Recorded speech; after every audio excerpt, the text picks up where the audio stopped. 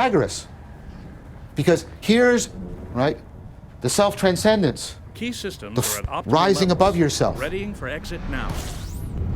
the radical transformation of your consciousness and cognition Scanning that for Pythagoras talks so much about.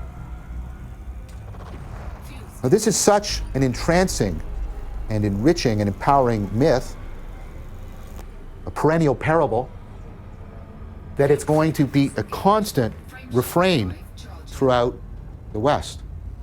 People are going to be coming back to it again and again and again.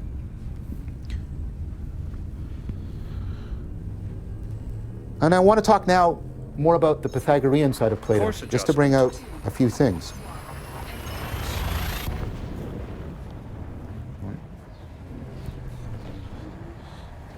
So, Plato talks about, like, he uses a term, eidos, and that gets translated into the word form. And when people hear the word form, they hear shape. It also gets translated into the word idea. When they hear idea, they think of concept, Cartography has now an been idea in your head. That's not what Plato means.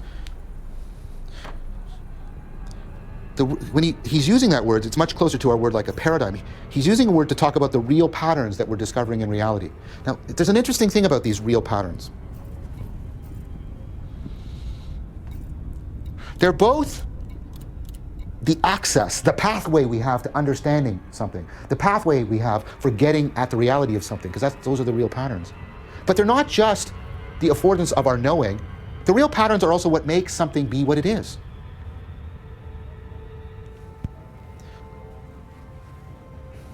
So,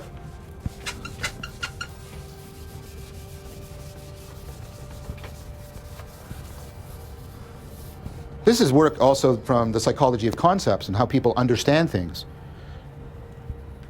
When you ask people what a bird is, they'll say the following. Oh yeah, well, I know what a bird is, right? It has wings, feathers, a beak, and it flies.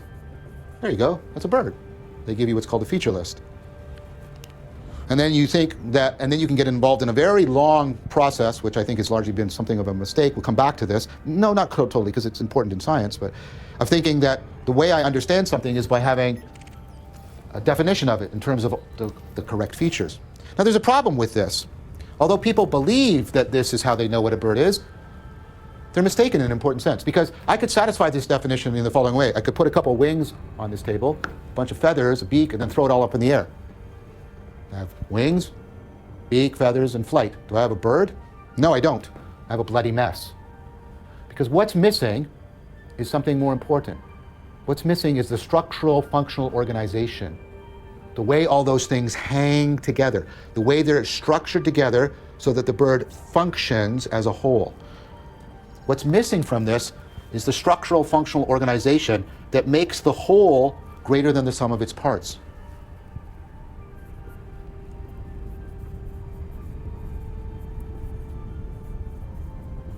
The Germans have a great word for this, Gestalt. In English, we don't. The Greeks have a good word for this.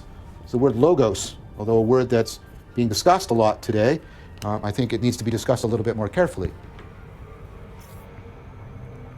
Now, here's the thing I want you to realize. Remember we talked about how you pick up on real patterns, and a lot of those patterns you're not picking up in explicit sense. You know what a bird is.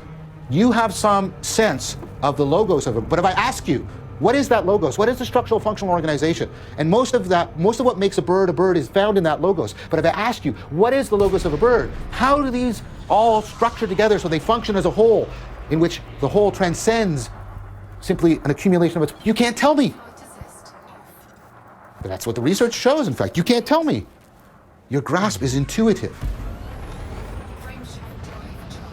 So notice something very interesting here. You often have an intuitive grasp of the logos of things. And the logos is form. Well, form doesn't mean shape. Form means something more like formula. It means the structural functional organization. And that form, that logos, is not only how the thing is, right, integrated together, it's how your mind can be integrated with it. Remember, this logos, this real pattern, is not only how you know something, but it's also the pattern that makes it be what it is. So this is a very different idea of knowing. You saw it already in the myth of the cave. But when I really know something, I conform to it. I become like it in some important way. I get in my mind the same real pattern that's in the thing, because that real pattern is what allows me to come to know the thing and to enter into that reciprocal realization with it.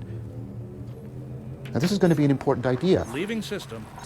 This is an idea that's going to be taken up by Plato's greatest disciple, somebody we're going to talk about next time when we're together, and that's Aristotle.